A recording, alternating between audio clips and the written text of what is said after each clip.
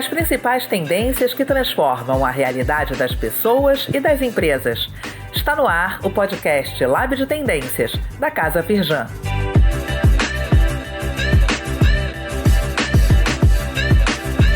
Fala pessoal, bem-vindas e bem-vindos a mais um episódio do podcast Lab de Tendências da Casa Firjan. Eu sou Yuri Campos e hoje a gente vai falar sobre redes sociais e conteúdo digital. Novos formatos, novas plataformas, novos assuntos, muita polêmica também. Quais são as principais tendências desse mercado nos próximos anos e o que você deve considerar antes de definir as estratégias do seu negócio? Temas como experiência do usuário, social listening ou monitoramento qualitativo das conversas nas redes sociais, employer branding, ou seja, o crescimento da importância dos colaboradores como difusores de uma marca, influenciadores digitais criando negócios próprios com baixíssimo custo por aquisição de clientes, ou CAC, mudanças de comportamento nas redes sociais como um todo, duelo entre TikTok e Instagram, são só alguns dos tópicos que a gente precisa ficar atento no segmento digital, segundo a nossa convidada de hoje. Mas antes de apresentar ela aqui, um pedido rápido para você. Não deixe de seguir ou favoritar esse programa no seu agregador preferido para ficar por dentro sempre dos novos episódios. E também, se você puder, apoie esse podcast dando um like ou avaliando com 5 estrelas na plataforma onde você estiver escutando. Isso vai mostrar para a gente que o conteúdo está sendo relevante e vai fazer com que a gente possa se dedicar cada vez mais na qualidade dos episódios. Beleza? Então, voltando aqui para a nossa conversa de hoje, quem está aqui comigo para falar sobre as principais tendências em redes sociais e conteúdo digital para 2023 é a Carla Knopleck, fundadora e diretora da agência Forest de conteúdo e influência digital, empresa premiada que cria desde 2016 estratégias para redes sociais de clientes como Eletrobras, BRK Ambiental, Ovos Mantiqueiras, entre tantas outras. Jornalista com 15 anos de experiência, professora e consultora do Instituto Gênesis da PUC-Rio, colunista da Veja Rio e criadora do perfil Levanta Botafogo, um super case de apoio ao comércio local de Botafogo, que, para quem não conhece, é um bairro maravilhoso na zona sul do Rio de Janeiro, onde fica também a Casa Firjan. E além disso tudo, eu sou fã dela, ela é minha amiga, eu tenho a honra de poder falar isso, e é um prazer estar podendo gravar esse episódio com você agora, Carla, tudo bem? Yuri, obrigada, tudo ótimo. E com você também tenho a honra de chamar de amigo e também sou sua fã, queria dizer isso. Boa, e finalmente está rolando, né? A gente gravou um episódio de 2019 piloto para a proposta do podcast da época, acabou não indo. Mas vamos lá, vamos começar aqui nosso papo. No final de dezembro você escreveu uma coluna com 10 tendências no mercado de conteúdo digital para esse ano. Eu até estou usando ela como parâmetro para a nossa conversa. Mas antes de entrar nesses tópicos, eu queria que você falasse um pouquinho, para embasar aqui a nossa conversa, né? Quais são os pilares fundamentais da criação de conteúdo digital e qual a importância desse tema para as empresas, na sua opinião? Vamos lá, só tema que eu adoro. Bom, primeiro, 5 pilares de criação de conteúdo digital é uma máxima que vale não só para pessoas físicas, como para empresas, para qualquer pessoa, porque afinal, marcas são negócios, pessoas são marcas, né? Tudo virou um híbrido junto. Então, acho que se eu tivesse que fazer essa lista, eu diria que, em primeiro lugar, pensar um engajamento vindo através do que realmente inspira as marcas. Então, você vai ancorar toda a sua estratégia de conteúdo digital baseado em coisas que realmente são importantes para as marcas, os valores e as crenças. Isso nunca sai de moda e é um pilar importante. Acho que o segundo seria definir exatamente quem são as personas para produzir um conteúdo útil. Essa palavra utilidade é uma máxima importante. As pessoas aprendem muito com o que elas veem, que elas consomem nas redes sociais. Então, quando você segue uma marca, ela precisa ter conteúdo útil para te inspirar. Isso vem através da designação de quem é essa pessoa que está seguindo, por isso as personas. Depois ia ter a importância do planejamento de curto, médio e longo prazo, né? Criação de conteúdo nunca é acordei o que eu vou postar hoje. É um trabalho muito sério, com muitas camadas, e isso perpassa por um planejamento profundo, onde vai se pensar formato, volume, métricas, né? Então, isso não pode deixar de ser pensado. Quarto, eu colocaria o conteúdo orgânico sendo o rei, claro, é o principal, é o que eu ensino no meu dia a dia, é o que eu prego há quase 7 anos, mas não dá para deixar mais de pensar no tráfego pago sendo um apoiador do conteúdo orgânico, principalmente por conta da quantidade de conteúdo que é produzido hoje em dia. Então, para você ser visto, você precisa investir em mídia. Por fim, tudo é experiência de conteúdo. Não é mais sobre o post, não é mais sobre um stories. É pensar 360 graus o conteúdo, que vai desde eventos, a experiências no Web3, a você falar com o influenciador on e off. Tudo é conteúdo, absolutamente tudo pode reverberar uma estratégia de conteúdo digital. Acho que esses são os 5 pilares se a gente atualizar esse discurso para 2023. Boa. Esse é um assunto que ganha desdobramentos novos a todo momento, né? Eu acho que se eu te perguntasse isso talvez há uns 5 anos atrás, a resposta teria sido bem mais simples, né? Muito mais simples. Perfeita conclusão. Assim, é um assunto que tem que estudar o tempo inteiro. Eu escrevi essa coluna na Vejinha em dezembro de 2023 e para fazer esse papo hoje eu já dei uma atualizada em algumas coisas, porque muda muito rápido. Com certeza, mas vamos lá, vamos então elencar aqui essas 10 tendências para começar.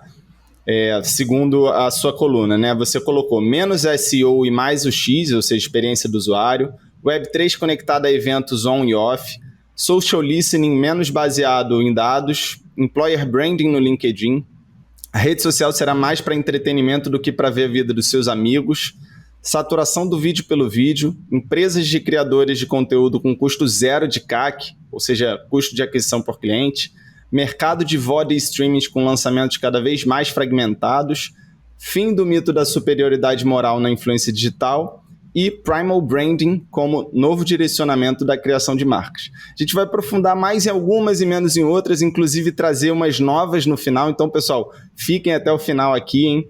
E aí, para começar, fora da ordem mesmo, Carla, eu queria que você falasse um pouquinho dessa quinta e sexta, puxando primeiro para a questão do formato das redes sociais, né? Então, a rede social vai ser mais entretenimento do que para ver a vida dos seus amigos e a saturação do vídeo pelo vídeo. Explica o que você está querendo dizer com isso.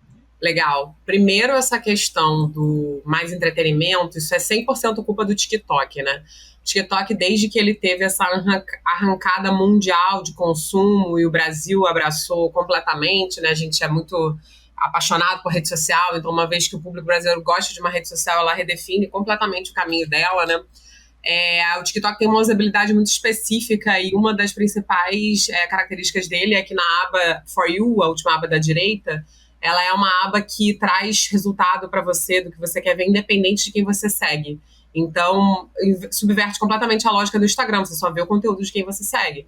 E no TikTok, não. Ele, baseado no que você mais curte, comenta, no que você salva, no algoritmo que ele aprende, que é um algoritmo realmente fantástico, ele vai te dar um resultado que vai te mostrar, ele que diz o que você quer ver. Basicamente, como funciona a TV, né? Que vai trazendo aquele entretenimento que não foi o entretenimento que você escolheu. O anúncio passa e você tá vendo. Essa micromudança, que na verdade é uma macromudança, subverte completamente a lógica de consumo das redes sociais daqui para frente. Não à toa o Instagram está tão preocupado com o TikTok já há bastante tempo e tentando adaptar o máximo possível o formato dele sem perder a identidade. Quando eu tô falando do Instagram, eu tô falando do Meta, né? Tô falando da Meta, tô falando do Facebook, tô falando do WhatsApp, do conglomerado. Mas a gente tem, então, esse entretenimento sendo o resultado do que você vê na rede social e ela deixa de ser você simplesmente ver o que seus amigos estão fazendo e mais ser apresentado a criadores de conteúdo que tem um conteúdo relevante baseado no seu algoritmo. Isso cada vez mais vai ser uma força muito baseada na experiência do TikTok, mas todas as redes de uma maneira muito ampla foram aprendendo, o próprio YouTube também, hoje em dia sofisticou o algoritmo deles. E isso no longo prazo traz uma mudança muito abrangente para a rede social. Porque ela deixa de ser o lugar onde você vai se informar sobre a vida das pessoas que você conhece para ser o lugar onde você vai consumir entretenimento tal qual a televisão.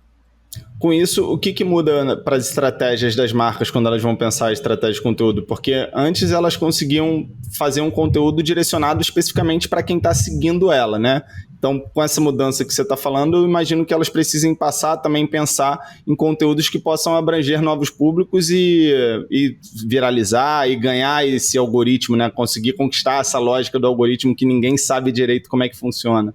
Então, o que muda? Ótima pergunta. E foi legal você falar isso porque linkou com o que você abriu, né? Me perguntando os 5 pilares da criação de conteúdo. E eu comecei falando sobre essa questão do engajamento estar linkado aos valores e crenças de uma marca. Cada vez mais, o que as marcas têm que produzir de conteúdo são conteúdos que são úteis e interessantes àqueles valores. E no final do nosso papo eu vou linkar isso com o Primal Branding. Porque se não é mais só sobre quem está seguindo e é muito mais sobre o que vai ser visto e percebido no mercado, esse conteúdo ele tem que ser feito de uma maneira muito direcionada para aquilo que você quer passar, a mensagem de fato. Então, o que o mercado pode aprender com isso? Uma lógica de que você está produzindo e você vira um veículo de comunicação. Você não é só uma marca falando do que você faz, do seu escopo de serviços, dos produtos que você tem, mas você é o entretenimento, você é o canal de TV. Aquela pessoa que te segue, ela de alguma maneira vai estar sendo entretida por você, logo você tem responsabilidade sobre o que você está criando, e por isso é tão importante a originalidade na hora de produzir conteúdo. Boa, essa tendência ela foi influenciada, né, ela vem se destacando por conta do TikTok, né? Pelo que você falou, que realmente foi um game changer nesse mercado de redes sociais, veio com uma nova lógica de uso e tanto é que, né, tá forçando as outras redes sociais, principalmente o Instagram nesse caso, a seguir um posicionamento parecido. E as marcas, você acha que elas já estão atentas a isso e já estão lá no TikTok? Porque o que eu percebo é que, assim, o Instagram é um oceano sangrento já, né? Já tem muita marca, muita informação. O TikTok começou a bombar aí em 2020, né? Eu tô lá desde 2019, mas também consumindo pouco conteúdo, mas eu ainda não vejo tantas marcas. Talvez seja uma culpa do meu algoritmo, mas eu não vejo tanto quanto no Instagram. O que você acha? Quais são as marcas que devem estar lá, que deveriam pelo menos estar atentas ao modo de funcionamento dessa rede? E quantas marcas não estão, na sua opinião, assim, de um modo geral? Você sabe que saiu um report já desde que eu escrevi essa coluna do YouPix, né, que é a nossa principal fonte de consulta de influências, marketing de influência no Brasil, e que inclusive vou fazer o public post interno, porque a gente teve já um aquário em que eu e a Bia Grande do YouPix participamos, que está no YouTube da Casa Firjan. Foi super legal sobre marketing de influência. Depois o Yuri, se quiser, pode deixar na todas as referências que a gente vai falando aqui, eu boto na sinopse do episódio para o pessoal. Ótimo, então beleza. Mas uma coisa que o Pix trouxe que eu acho que responde muito essa pergunta, que é o seguinte: muitas marcas estão no TikTok, mas os negócios são fechados no Instagram. Então, assim, a gente hoje em dia tem uma amplitude imensa de marcas, não tem limite, você tem desde corretores de imóveis, a médicos, a bancos, não preciso nem falar a parte de moda, skincare, esportes, né, que isso sim tá inundado no TikTok, mas você tem absolutamente todos os nichos lá produzindo conteúdo, falando de coisas sérias, mas a gente vê o volume de transações, principalmente relacionado a public posts e a toda a parte de propagandas vindo para o Instagram dessas marcas, uma vez que elas entram nas comunidades do TikTok. Então, quem eu acho que tem que estar no TikTok, qualquer pessoa que quer rejuvenescer a marca, tentar entender como a geração alfa está pensando, por exemplo, e que quer pensar novas maneiras e novos formatos. Porque se tem uma coisa que, como esse é um podcast voltado para conteúdo, vale a pena entrar, né, porque acho que o público que está aqui vai gostar.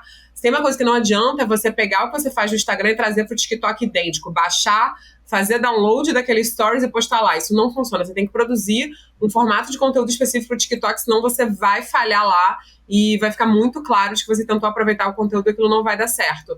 Mas, uma vez que você encontra esse formato, você começa a construir um nicho muito autêntico, muito verdadeiro no TikTok, só que talvez esse negócio possa ser finalizado onde realmente as pessoas estão, que é no Instagram, em termos de volume de negócios, né? Não em termos de presença digital. Cara, perfeito seu exemplo, Carla, porque se conecta perfeitamente com a próxima tendência que eu queria que você comentasse, que é sobre social listening. Aí você colocou aqui social listening menos baseado em dados. Queria que você começasse explicando o que é social listening e o que você está querendo dizer com menos baseado em dados. Legal. Social listening, ele é a arte de ouvir as conversas das redes sociais, né? Isso não é novo, há muitos anos existe social listening. Eu mesmo fiz campanha política em 2014, já tinha um trabalho de produção de conteúdo digital em que a gente mensurava comentários, métricas positivos e negativos e tal.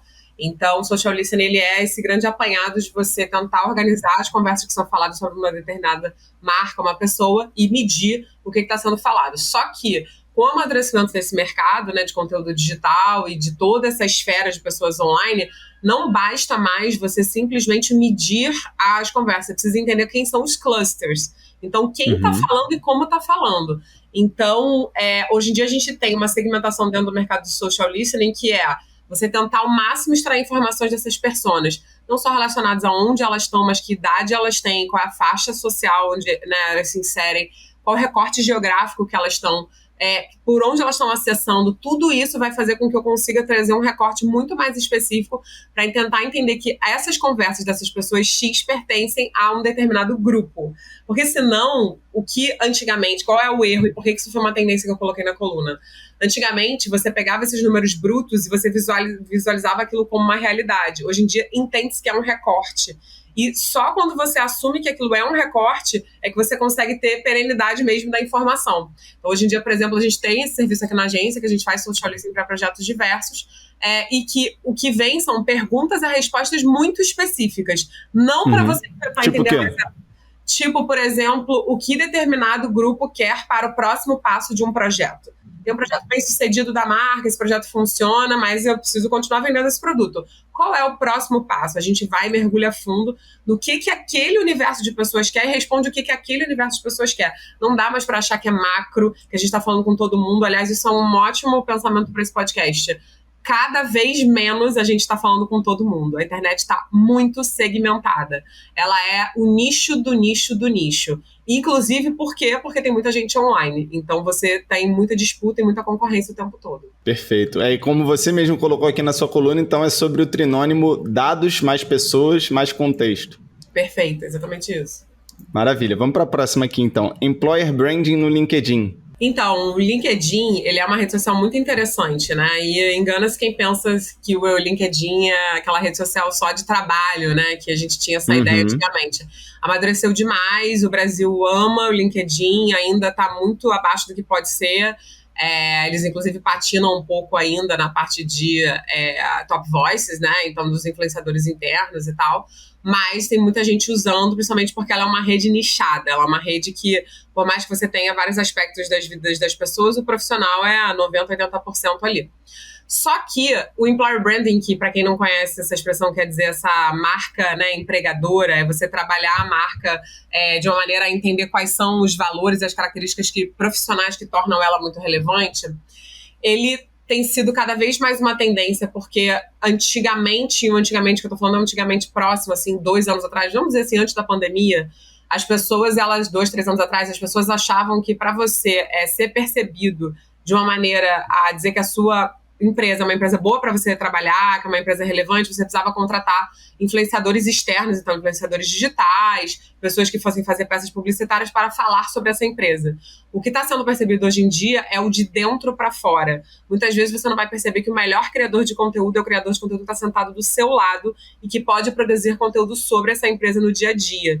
Então, você trabalhar essa marca agregadora, essa marca empregadora, é você conseguir entender que todo mundo é um potencial criador de conteúdo, desde o peão lá de baixo até o chefe, o presidente, a pessoa lá de cima. O que precisa se adaptar? Qual o tipo de conteúdo que essas pessoas vão produzir? Logo, o que tem sido feito muito no mercado são as marcas contratarem profissionais do mercado para falarem sobre quais são os ativos que podem ser noticiados, postados, sobre o que você pode escrever de dentro para fora de uma empresa. E aí fazer um recorte de conteúdo no LinkedIn, especificamente, tem sendo uma tendência, porque as pessoas estão percebendo que vale muito a pena você investir nessa questão de marca empregadora internamente para capacitar os funcionários para que eles produzam conteúdo sobre o dia a dia. Isso vai dar uma percepção muito melhor de que aquela empresa é um lugar para ser trabalhado, que você consegue compartilhar os valores, do que simplesmente contratar alguém externo. Perfeito. Teve até um aquário no final do ano passado que a gente fez. E aquário, só para lembrar quem está ouvindo, né, que caso não conheça, a nossa série de palestras e debates que a gente faz aí regularmente, já com mais de 181 edições. E a gente fez uma edição no final do ano passado com a Gombo, que é a primeira agência focada exclusivamente em influência digital no LinkedIn. E, bom, falamos obviamente muito desse tema e eu acho que tem alguns exemplos assim interessantes da gente colocar aqui para ilustrar um pouquinho do que a gente está falando, né? Talvez um dos mais emblemáticos seja o João do Mac, né? Ele até coloca o nome dele, João da empresa tal. É um CMO, né? Um Chief Marketing Officer do McDonald's, que posta muito conteúdo no LinkedIn, que vai muito além especificamente do produto ou serviço que o McDonald's entrega, mas ele está lá se destacando e conseguindo um público novo, né? Que talvez não seja um público que siga ou que consuma conteúdos do McDonald's. Acho que tem vários outros exemplos e eu sei que você trabalha também com isso, Carla. Eu queria que você falasse um pouquinho, você não precisa especificar quais são as empresas, mas você presta esse tipo de serviço também para algumas empresas, para executivos se destacarem nessa rede, né? Como é que funciona essa dinâmica? E foi muito legal esse exemplo que você deu, porque o João acabou de sair do McDonald's, tem assim, 1, 2 semanas. Olha só, eu tô desatualizado. Não, foi tipo 1, 2 semanas, é muito pouco tempo. E o que está sendo legal, que aí eu acho que é um exercício para todo mundo que está ouvindo o podcast ouvir e perceber, é que ele está fazendo a virada dele de branding, porque ele está vendendo curso agora. Então, ele fez um post que tem pouquíssimo tempo, deve ser, sei lá, uma semana, quando esse podcast sair, deve ter um pouquinho mais, em que ele fala que ele está finalizando esse ciclo dele lá e transfere toda essa autoridade dele para o Instagram, onde ele está diariamente fazendo stories e postando. Ele é uma referência no mercado, então eu super sigo ele. Onde ele está trazendo todo dia sobre esse mundo de marketing digital que ele construiu lá e que agora ele está vendendo através de cursos e através do expertise dele. Mas é exatamente isso. Ao criar esse employer branding para o McDonald's Total, que ele é um ótimo exemplo, ele foi criando também o seu próprio marketing pessoal. E aí eu vou linkar com esse gancho que você me deu relacionado a essa questão de vender esse serviço. A gente quase nunca fala sobre esse serviço, porque muitas vezes a gente faz ghostwriting, né, para diretores, presidentes e tal, e a gente não fala. Mas, por exemplo, um treinamento que a gente fez... Ghostwriting, só para explicar, é escrever sem dar o nome, né? Você escreve e a pessoa utiliza esse texto como o nome dela. Exatamente. Geralmente são pessoas com cargos muito altos, que não têm realmente esse tempo para poder produzir conteúdo no LinkedIn.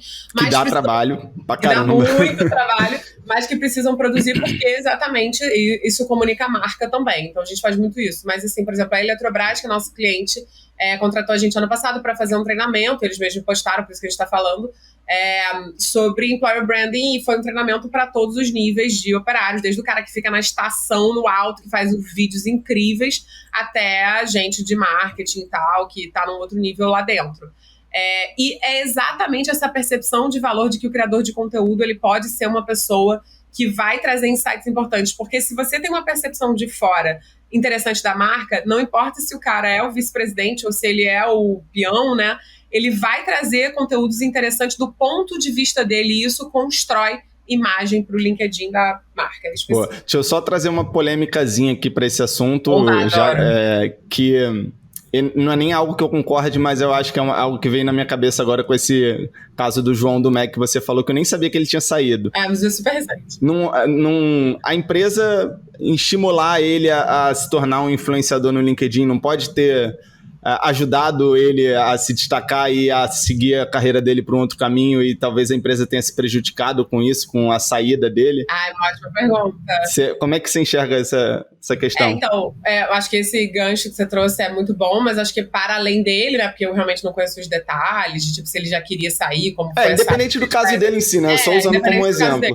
Sem dúvida, mas é aí que o funcionário se envolve nisso de uma maneira interessante. Eu sempre falo isso nos meus treinamentos de employer branding. Aprender conteúdo digital é uma skill, né, uma habilidade do mundo moderno que vocês estão levando, porque hoje vocês estão trabalhando nessa empresa, amanhã vocês podem não estar trabalhando nessa empresa, e vocês são o que vai ser perene, vocês são o que continua. Então, quando a empresa entende que fazer com que o funcionário trabalhe essa habilidade traz valor para ele, mas no longo prazo também faz com que ele tenha essa percepção, a marca vai entender que pode ser que ele perca esse funcionário. Mas assim, eu que sou chefe também, a gente nunca segura, né, o funcionário por conta do mundo. O mercado tá aí, bons funcionários rodam, tá tudo certo, né, e tal.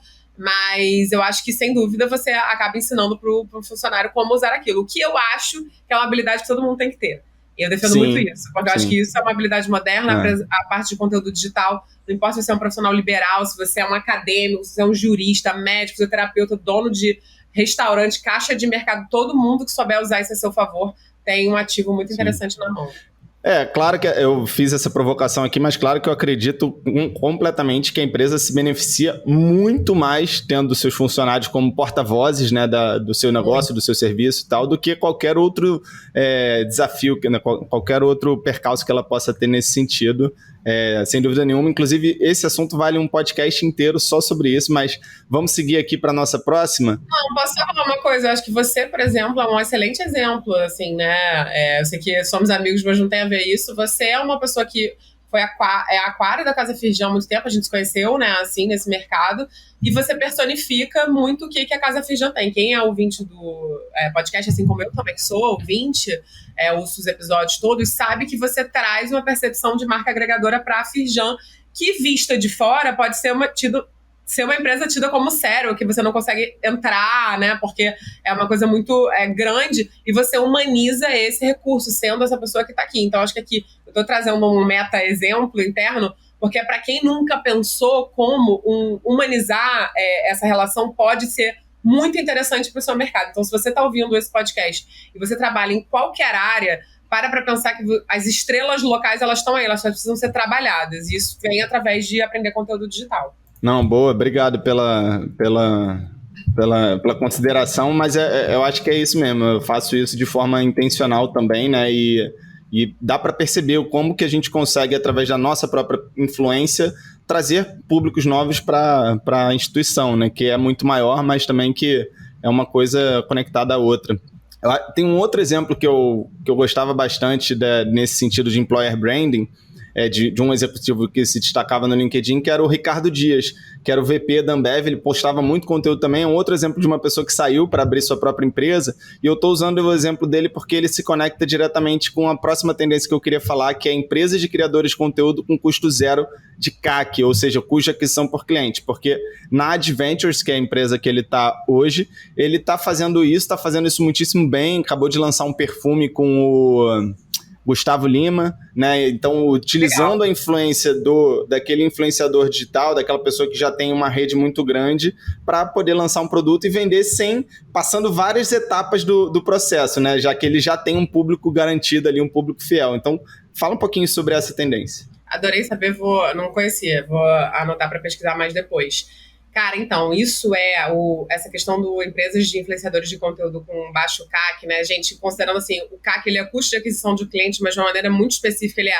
o valor que uma empresa gasta para adquirir novos clientes, né? Então, assim, é uma métrica que ajuda você a medir o retorno dos seus investimentos para que você aumente novos clientes. Então, tudo que você investe em mídia, publicidade, todas as áreas que hoje em dia viraram macro-áreas, tudo isso tem uma percepção de valor importante. Só que o que você tem hoje em dia? Influenciadores digitais que foram montando suas comunidades, um mundo de seguidores, etc., que estão lançando novos produtos no mercado. Então, isso é uma tendência que está cada vez mais forte, porque você está vendo empresas que começaram há pouco tempo ficarem literalmente milionárias. Vou dar um exemplo super fresco que acabou de acontecer, que é a Virgínia, que é uma influenciadora digital de Goiânia, uma menina super nova, influenciadora digital do mundo de beleza, de maternidade. Ela é filha de um cantor sertanejo, ela é mulher de um cantor sertanejo. Acabou de fazer uma live agora, que em 12 horas ela vendeu 15 milhões de reais do seu produto, de vários produtos de uma empresa chamada WePink. Essa live acabou de acontecer tem uma semana, mais ou menos, e a Forbes deu como, né, um super número no mercado. Que legal. A Virgínia, ela é um case, ela tem 40 milhões de seguidores. Foi uma live tipo live commerce?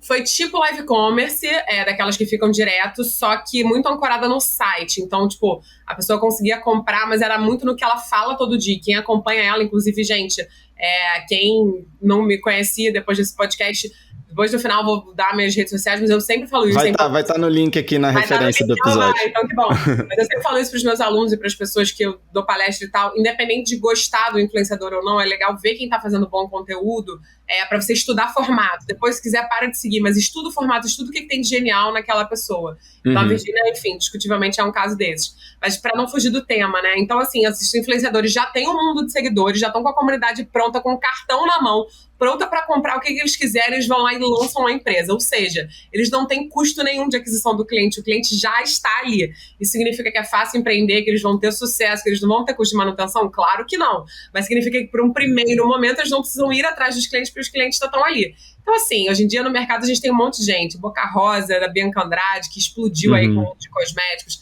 A própria Virgínia, que eu citei agora. Camila Coutinho, que vem do Garotas Estúpidas, lançou uma linha de produto de cabelo chamada Jab Beauty, que tem um mercado que, aliás, ouso dizer que eu acho que ele é um produto que está um pouco à frente do tempo, porque ele é um shampoo que você tem que construir ele em várias camadas e tal, mas ela foi uma influenciadora também que lançou.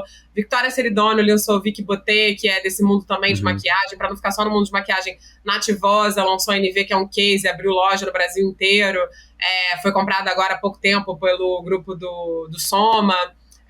A Mica Rocha lançou Misha, Open Era, que é de marca esportiva. Então, assim, vários desses influenciadores digitais são influenciadores que todo mundo que gosta desses mercados segue há muito tempo e agora elas têm uma marca prontíssima para ser consumida. Então, isso é uma tendência cada vez mais forte.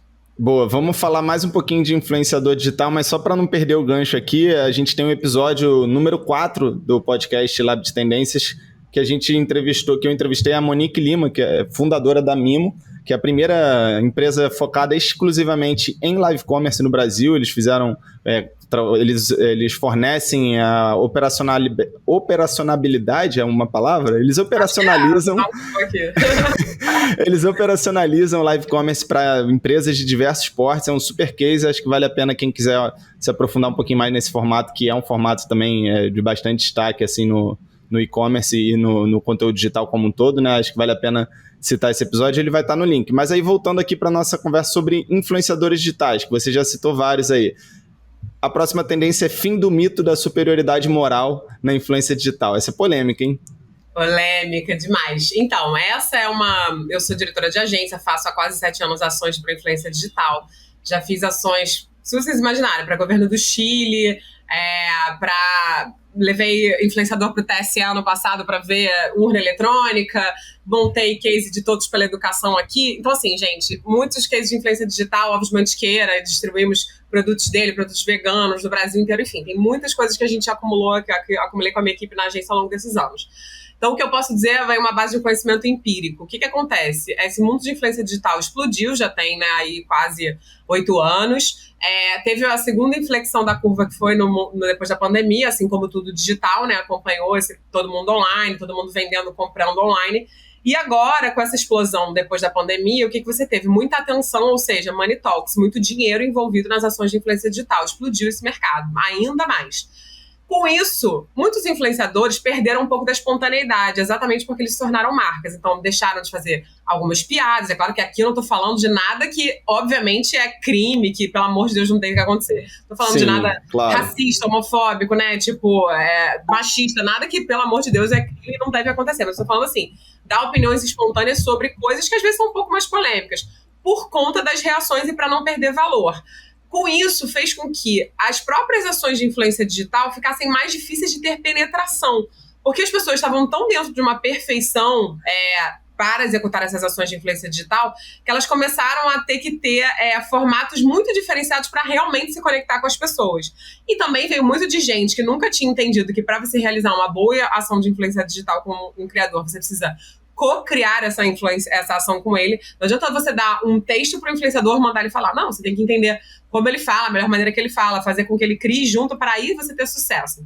Uhum. E aí, o que eu enxergo nesse mercado é que esse mercado, depois de passar por essa perfeição toda, em que ninguém mais erra, todo mundo pede desculpa, todo mundo é cancelado por uma vírgula que faz, a gente começa agora a ter um retorno um pouco às origens, no sentido das pessoas, claro, não cometerem crimes, e pelo amor de Deus, né, as pessoas são responsáveis pelo que elas falam, mas você ter imperfeições que somam a criação de comunidade. E isso a gente vê muito, assim, em mercados mais diversos possíveis. As pessoas, elas querem o imperfeito, elas querem o bastidor, elas querem o dia a dia. Ninguém aguenta mais lente de contato dental, sabe assim? Tipo, roupa de dente amarelo, sabe? Gente que bebe vinho, tá tudo bem, sabe? Uhum. Tipo, então eu acho que vai um pouco por esse lado. Eu enxergo esse fim da superioridade moral como não ter mais aquele influenciador digital que se vende como perfeito, que não erra nunca, que pode ser cancelar tudo e todos. E acho que honestamente isso é muito bom, não só para o mercado como para o mundo, porque a gente entende que todo mundo é falho, claro, desde que você não cometa um erro. Ou seja, a gente está buscando cada vez mais, ainda que seja algo que sempre foi muito valorizado nas redes sociais, mas talvez estava sendo negligenciado, a palavrinha-chave é autenticidade, né? Acho que autenticidade. É isso que a gente está buscando mais. Isso. E aí, só para pegar um gancho, então, nesse assunto, sobre o Be Real, já que a gente está falando aqui de formatos e tal, o que você acha dessa rede social que, só para quem não conhece, né? Caso alguém ainda não conheça, é uma rede social que você só pode postar em determinados momentos, você recebe um alerta quando você puder postar para forçar mesmo que seu post seja autêntico. Eu acho que não pode usar filtro, se não me engano, né? Uma coisa assim. Então, o que você acha dessa rede? Porque ela despontou bastante aí nos últimos meses, mas agora, na minha opinião, eu estou vendo um arrefecimento, mas aí eu não sei, queria a sua opinião. Ótima percepção, é exatamente isso. A Be Real é sensacional, né? Porque ela subverte muito a lógica de você poder postar o que você quiser, na verdade, você postar o que você quiser quando você quiser, porque você posta quando eles querem e o que eles querem, né? Que é só o que a câmera pega. Então, nesse ponto, ela é realmente muito transgressora. Muitos jovens estão lá, então geração alfa, geração Z, né? Você tem uma galera mais jovem usando. Muita coisa que é colocada lá, depois é colocada no Instagram, que mostra como o Instagram continua sendo essa vitrine, né? Total. A pessoa posta e faz um Be Real legal, aí ela posta no Instagram. O que eu vejo muitas pessoas também, às vezes, estão em situações em que elas não querem ser postadas, elas perdem o post, né? Porque você tem um determinado tempo que você pode postar e depois você tem que postar atrasado. E eu acho que ela é muito interessante, sim, porque ela traz um resgate de espontaneidade. Porém, muito rapidamente o Instagram copiou, né, literalmente, a ferramenta. Então, eles fizeram não a questão de você só postar quando você quiser, mas você ter uma câmera frontal e uma câmera traseira ao mesmo tempo, que é uma das coisas que a Be Real faz. Então, em termos estéticos, a Be Real, ela tá copiada, o que é uma coisa importante quando você está falando em termos de redes. Mas eu só costumo prestar atenção na rede social para valer. Em termos antropológicos, eu sempre vou olhar toda a rede social e comportamental, toda a rede social. Eu sou especialista de conteúdo, eu tô sempre ali. Mas eu só entro para valer na rede social no sentido de preciso ter um perfil lá, não só meu da agência, fazer todo mundo usar e talvez sugerir isso como uma solução para o meu cliente, quando as marcas estão lá. E as marcas ainda não estão no Be Real. Você tem uma ou outra marca, muito de moda, porque você consegue fazer roupa, né? Mas ainda de uma maneira muito vagarosa. Então, enquanto o dinheiro ainda não está falando no sentido de ter mercado para os meus clientes, no sentido de olhar uma estratégia, achar que o meu cliente pode estar lá, eu estou deixando um pouco de escanteio. Mas a minha equipe, que tem toda 25 anos, está não só lá, como adora. E eles estão sempre postando em bares e tal. É muito engraçado. Ela tem muito mais apelo com a geração mais nova, né? Geração Z e tal. Exato. Mas vamos lá, vamos para a próxima. Menos SEO, Search Engine Option, e mais o X, experiência do usuário. Exato. Então, vamos lá. Essa é um pouquinho mais complexa, mas como é a tendência de conteúdo digital como um todo, achei que é importante botar, né? Primeiro, de novo, né? O Search Engine Optimization é a forma como o Google ranqueia os seus resultados, tá? Então, isso é assim desde que o mundo é mundo. E o UX é essa experiência de usuário. Então, é como um site ou como um produto digital é feito e pensado. A arquitetura da informação. Por causa também do TikTok, né? Principalmente por causa da forma como a gente busca, como o TikTok traz esse resultado de busca, as gerações mais jovens não ligam mais o fato de ser a primeira página do Google ao coeficiente de verdade que uma informação traz. Basicamente é o seguinte: em julho do ano passado, o TechCrunch, que é um dos principais veículos de tecnologia do mundo, fez uma matéria fantástica em que o vice-presidente do Google falou assim: as perguntas que os jovens fazem são completamente diferentes. Eles não estão mais fazendo aquelas perguntas que eu imaginava. Logo, eu preciso mudar a ordem com a qual o Google funciona. Só que o Google, como um todo, é pensado através dessa lógica. Para pensar, por exemplo, os próprios mapas. O que são os mapas do Google? Eles são uma digitalização dos mapas físicos. Só que a geração alfa, muitas vezes, nunca pegou no mapa de papel. Eles não têm esta referência. Então, com o tempo, a gente está vendo que o SEO, ele não é mais a ordem com a qual você considera que aquele resultado é um resultado verdadeiro. Basicamente, eles não estão mais buscando as palavras-chave para saber sobre um assunto. O que os jovens estão querendo fazer? Tentando encontrar um conteúdo imersivo e relevante para as suas respostas. Com isso, a gente subverte completamente a ordem com a qual o Google está sendo feito. E eles estão super atentos a isso, já fazendo milhões de mudanças nos seus algoritmos, tentando trazer resultados mais imersivos, mais imagéticos. Hoje em dia, quando o jovem ele quer saber sobre alguma coisa, ele não quer necessariamente encontrar essa palavra-chave, ele vai querer encontrar conteúdos que foram feitos recentemente sobre esse assunto. Por isso que ele vai no TikTok para tentar encontrar o que está sendo filmado, ou então no Twitter, onde ele vai ver aquele resultado de um vídeo que passou ali. Isso para o jovem é o resultado da busca. Então a gente mostra que, com o tempo, é menos SEO, ou seja, menos primeira página do Google como verdade e mais a experiência de usuário. Então, por exemplo, o próprio TikTok tem uma experiência de usuário absolutamente fantástica.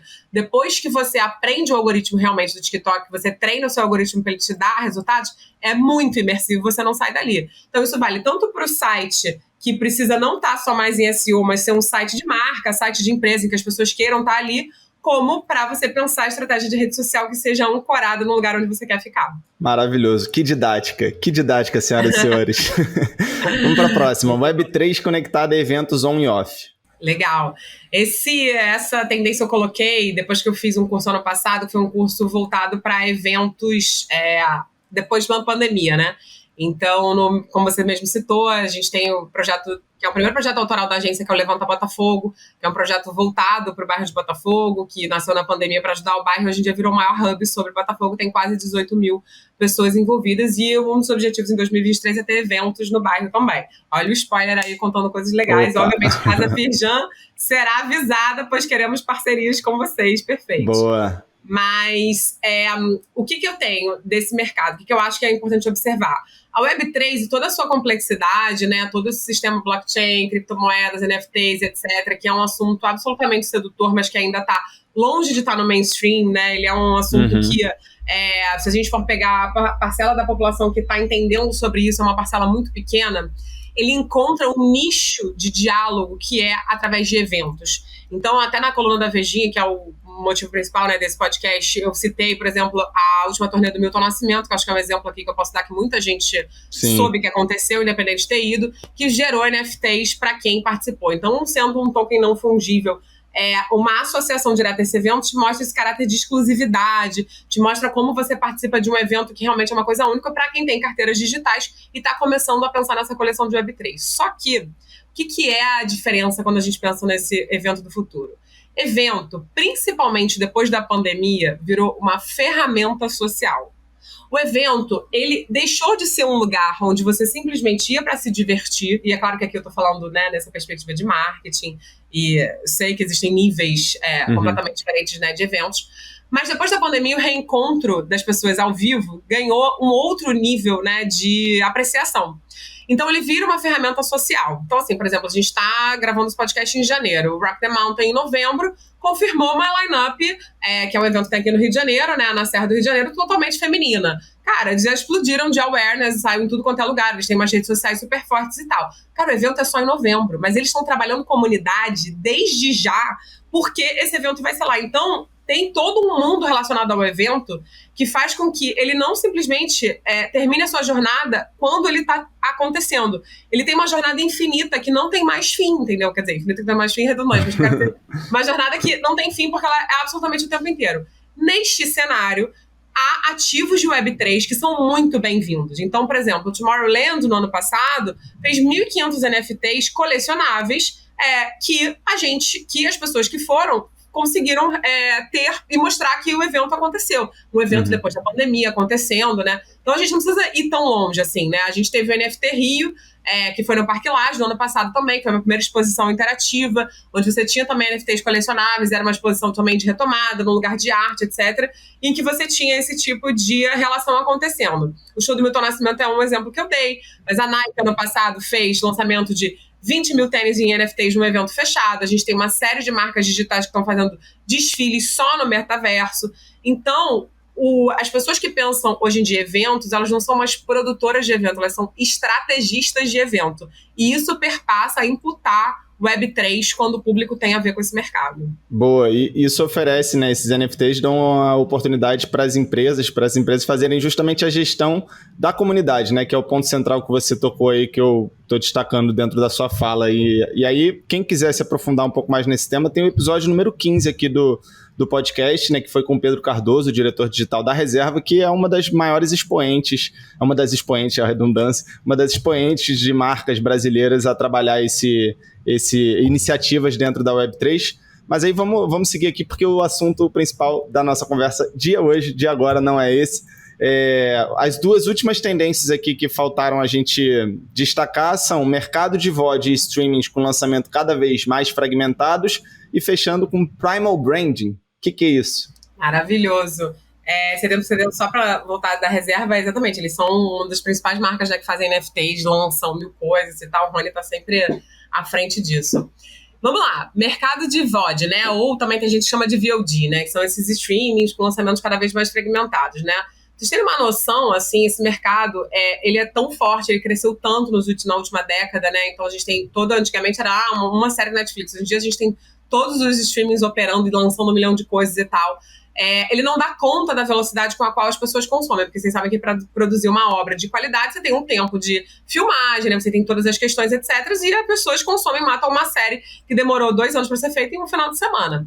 Com isso, apesar da quantidade de streamings envolvidos, você precisa ter uma estratégia de lançamento. Então, o que antigamente era você entrar na Netflix e ver todas aquelas séries online para você definir qual você ia ver, hoje em dia vou lançar um episódio por semana, tal qual a lógica de TV, de novela, que você tinha aquele lançamento ou de série, para que isso faça com que essas comunidades que você muito bem citou fiquem sendo alimentadas. Então, entre um primeiro episódio e o próximo, você tem um monte de gente que está acompanhando, gerando awareness, gerando assuntos para, assim, chegar ao próximo episódio. Isso é uma tendência cada vez mais forte. O mercado de streaming, apesar do que as pessoas falam, claro que existem crises, né, etc. O próprio Netflix está tentando reencontrar uma maneira. Mas, assim, pra você ter uma noção, a Nielsen, ano passado, anunciou que em julho, né, o conteúdo de streaming foi maior do que a TV pela primeira vez nos Estados Unidos. Então, assim, Uau. É um mercado em franca expansão, é um mercado gigante. E isso eu tô falando dos Estados Unidos, onde é o berço, né, de tudo isso, onde tudo isso nasceu. Assim, no recorte brasileiro, a Kantar, por exemplo, mídia fez um apanhado de que só 22% dos brasileiros consomem serviços de streaming. Claro que a gente está falando de um país de dimensões continentais, como o Brasil, que tem 207 milhões de brasileiros, mas, para você ter uma noção, 22% é o ponto depois da Globo. Não é? 22% é muita coisa num país do tamanho do Brasil. Então, a diferença é uma diferença muito pequena. Como tendência de conteúdo digital, você tem a fragmentação dessas séries, né, sendo trazidas aos poucos, para que as comunidades, como o Yuri muito bem citou, sejam alimentadas entre um episódio e outro. Boa, e Primal Branding, para fechar.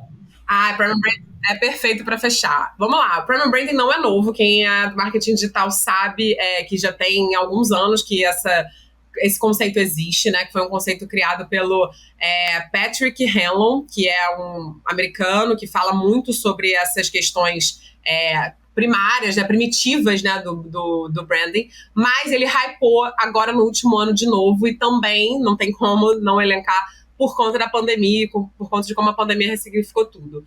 O Primal Branding, esse branding primitivo, tem um TED maravilhoso, que o Patrick explica no detalhe, mas eu vou resumir aqui 7 direcionamentos principais do Primal Branding para que ele defenda que as marcas são como se fossem religiões. O que o Patrick está falando e que é um norte muito interessante para você que está ouvindo esse podcast, que é pensar a sua marca no longo prazo e pensar como ela pode estar dentro do zeitgeist atual.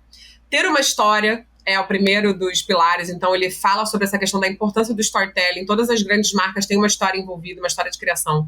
Ter as suas crenças, então ter valores, né, para a comunidade, para que você consiga desfrutar dessas crenças, trazer esse público para desfrutar dessas crenças com você, coisas que você acredita pelas quais você vai muito forte. Definir ícones, e isso é um prato cheio para o mundo de redes sociais. Olha que quando ele fez esse TED, não existia esse nível de rede social. Então, ter todos esses ícones imagéticos para que as pessoas associem a sua imagem, associem aquilo ali ao símbolo do que você está falando. Criar rituais. Então, isso tem muito a ver com os gatilhos mentais da repetição. As pessoas amam repetição no mundo de conteúdo digital. Muita gente fica falando, eu preciso variar 1 milhão de vezes. Não, você precisa muitas vezes repetir o seu conteúdo para que as pessoas que já esperem por isso, quando elas entrem no seu perfil, né? Então, essa questão de criar rituais tem a ver com essa repetição. Ter um tom de voz definido, isso aí é a aula 1 de qualquer mundo de branding. Então, você definir uma linguagem, definir um jeito de falar. O Primal Branding fala muito também sobre isso, você criar a comunidade vocativa. Essa é polêmica. Ter haters. Ele defende que você precisa ter haters para você conseguir criar uma comunidade de fato. Eu entendo o que ele quer dizer e no TED ele vai mais a fundo, mas basicamente é o seguinte: entenda quem não é o seu público, quem não é o seu cliente e fazer com que essas pessoas tenham voz para falar também dentro da sua comunidade, para fazer com que quem é a pessoa que está dentro da sua comunidade te defenda. Isso dá uma força muito grande para a marca. Então, o que as pessoas muitas vezes fogem, eu sempre falo isso, a gente faz esse gerenciamento de crise aqui também na agência. Às vezes as pessoas chegam desesperadas, eu falo, calma, talvez isso tenha sido a grande oportunidade da marca, vamos tratar isso aqui de uma maneira muito boa. Mas ele acha que ter haters é muito bom. E, por fim, ser líder, no sentido de que quem é líder é quem define a tendência e quem gere uma comunidade. O que é uma coisa que eu acho que casa muito bem com esse episódio, porque quando a gente está falando de criação de conteúdo, a gente está falando que uma marca pode ser líder, né, e se empoderar do seu próprio discurso, e uma pessoa física também. Então, se você é uma pessoa física, não tem um business exatamente, mas está querendo aprender mais sobre criação de conteúdo digital, você é suficiente para que você crie todas esses 7 passos como uma marca pessoal. Boa, Carla. Vamos para o nosso bloco de olho nos sinais?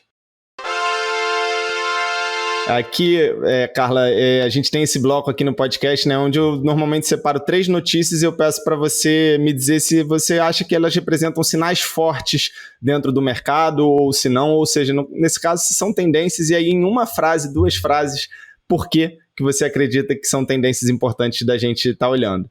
Então, primeira notícia é do Estadão, de dezembro agora. 2023 vai ser o ano das inteligências artificiais capazes de gerar conteúdo. Muito bom. Com certeza. Acho que o ChatGPT ele é uma das primeiras referências já para 2023, né? Que é uma inteligência artificial que depois quem não conhece procure saber, porque está mudando muito a visão da criação de conteúdo. E, para não me alongar nas 2, 3 frases, acho que isso principalmente para o mundo de automação de respostas de conteúdo.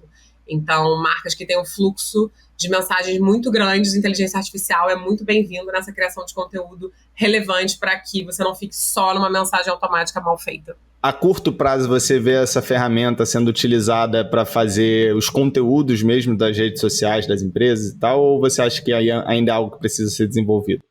Com certeza não acho que vai ser substituído, ouso cravar isso porque ao longo dos anos é muito esse estudo de comunicação. A TV vai substituir o rádio, a internet vai substituir o papel, né? Tipo, acho que só troca a mídia, né? Eu, como jornalista formada, né? Tipo, falo isso porque eu sou super a favor da exigência do diploma para jornalista. O que a gente vê, na verdade, é uma mídia sendo ressignificada. As mídias vão sendo ressignificadas com o tempo. Mas eu acho que uma inteligência artificial ajuda a compreender o macro contexto. Mas eu acho que ela não substitui completamente a criação de conteúdo, apesar de que já existem funcionalidades nesse sentido, mas que isso não vai ser amplo. Perfeito. Segunda notícia, YouTube vai dividir receita de anúncios com criadores de shorts. Notícia do Tecnoblog, de janeiro agora, de 23. Então, os shorts, eles são aqueles vídeos curtos, né, do YouTube, para quem não conhece, tais como stories, né, que performam muito bem. Nossa, a entrega do algoritmo é maravilhosa. E eles vão dividir. Tudo bem, mas eles vão dividir migalhas. E ninguém tá interessado em migalhas, né? E o YouTube é uma das mídias que remunera pior, assim, né? Então, no mercado de marketing digital, a gente sabe, para você realmente ter lucro com o YouTube, você tem que ter uma quantidade de visualizações muito alta.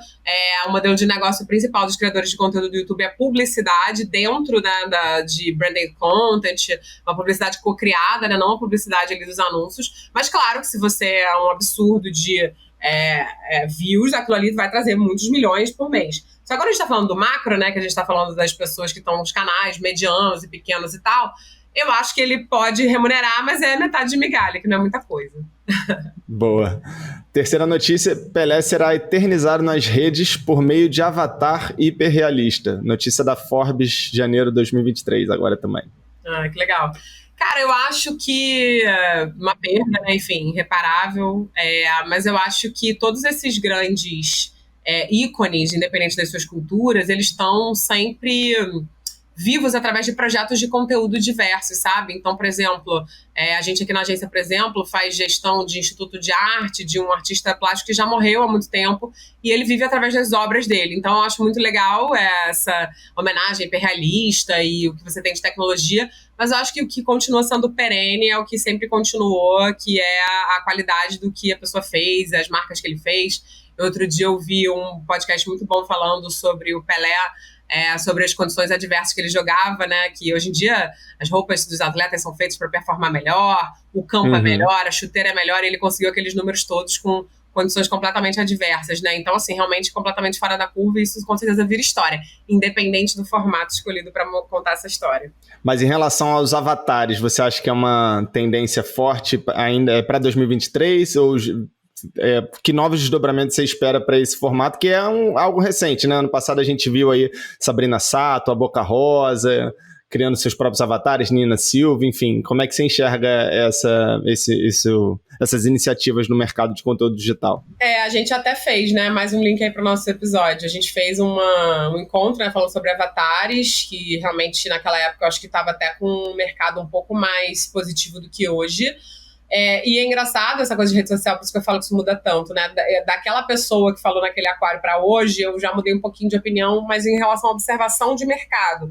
Lá eu estava acenando para um mercado um pouco mais positivo em relação a esses avatares, porque realmente eu achava que existia uma estratégia por trás muito interessante, principalmente para e-commerce.